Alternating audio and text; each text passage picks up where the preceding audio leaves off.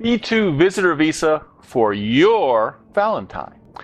Valentine's Day is fast approaching, and a lot of couples in a long-distance relationship are thinking, it would be nice if we could get together, and it would be especially nice if we didn't have to wait for a long fiancé or spouse visa process to be granted.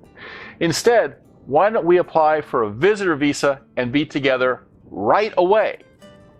So today, I will talk about the realities about that idea, and whether it's possible or likely, and what you should be working on to achieve your goal of a life together as soon as possible.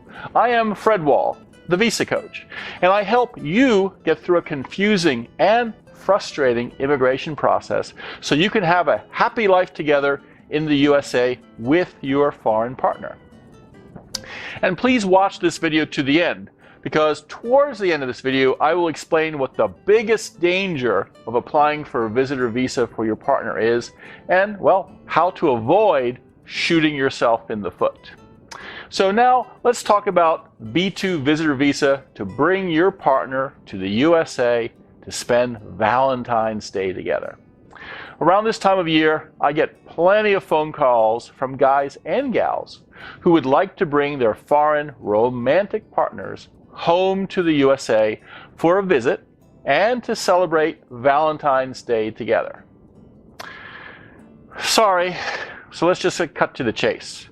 Unfortunately, U.S. immigration does not issue girlfriend or boyfriend visas. Australia does, but not the USA. It really is impossible to obtain permission to bring your love, your fiancé, your spouse to the USA unless through applying for the regular fiancé or spouse visa. Visitor visas are issued to people who would like to visit the USA for tourism and fun. However, U.S. immigration has had bad experience in the past that some visitors' real agenda was not simple sightseeing, but any way possible to gain admission to the USA, and then, well, to stay permanently in the USA and never leaving.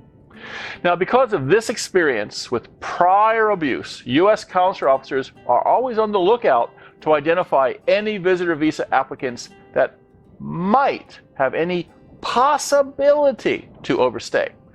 Well, they call this immigrant intent. If there is any suggestion, any possibility that the applicant might intend to remain, then that applicant is automatically ineligible and visa denied.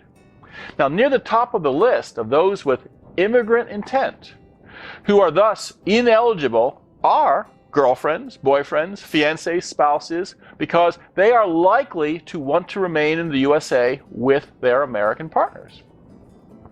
The U.S. State Department has a simple rule, and that is, if a visa exists for a specific purpose, then that is the only visa the applicant may apply for.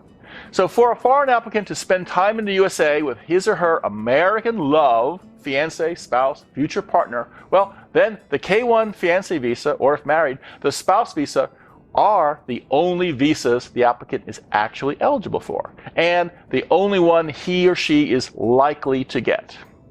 So, and even though the visitor visa is very, very likely to be denied, well, many couples apply anyway, well, in hopes of winning the lottery. And some, well, maybe 1 in 100, 1 in 200, might win and might get their visitor visa. It depends on the circumstances and the consular officer. If you follow the rules, you've got nothing to lose by applying, even if your chances for success are slight. Being denied for a visitor visa because your fiancé applied for the wrong visa, well, should not hurt his or her chances for any future visas, as long as all answers given were honest.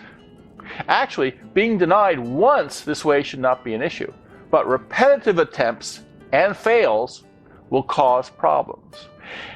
Everything your fiancé says and submits is placed into the U.S. State Department's database.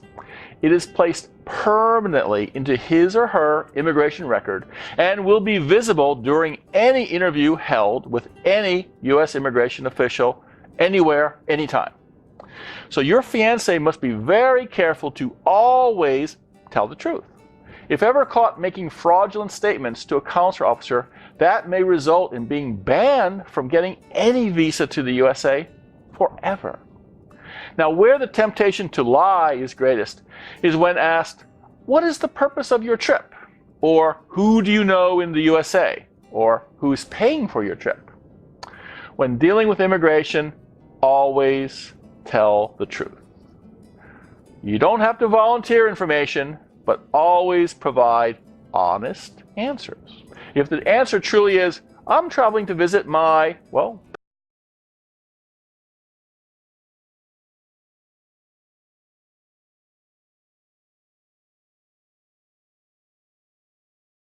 to meet your American,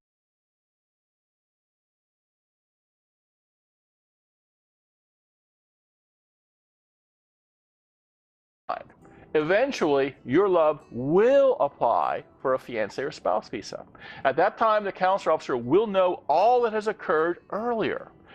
Don't take any risk of ruining chances for a happy life together by burning bridges with U.S. immigration when applying for the visitor visa. This was Fred Wall, the Visa Coach. Now, please like or add your comments to this video, and then go to VisaCoach.com and sign up for the VisaCoach monthly newsletter. Each month, it's full of tips and advice on marriage-based immigration, and free of charge.